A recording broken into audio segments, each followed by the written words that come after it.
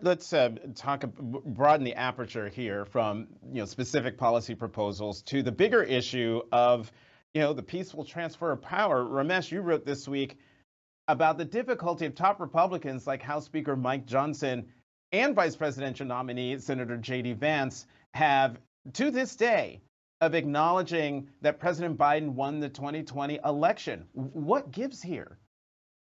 Well, I think that they are resentful of being asked this question. They see it as a trap. They see it as a gotcha question, but the trap is completely of their own devising. It is because the party, because of Trump, has invested so deeply in the lie that Trump won. And so what you'll see is Republicans mostly trying to deflect and evade the question. So what Speaker Mike Johnson said, which is also what what vice presidential nominee Vance said at the debate, is I'm focusing on these other issues. I'm focusing on the future. Why do you want to talk about the past? Meanwhile, Trump talks about it every day practically, about how he supposedly won and there was massive fraud that supposedly stole the election from him.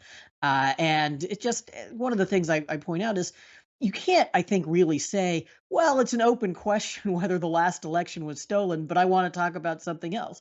I mean, if this really were true, if it weren't completely made up, then of course it would be your top issue. Of course it would be something that you talked about every day. And so in a way, it's actually less credible than the conspiracy nonsense, because it's so obviously politically designed way to sort of have their cake and eat it too.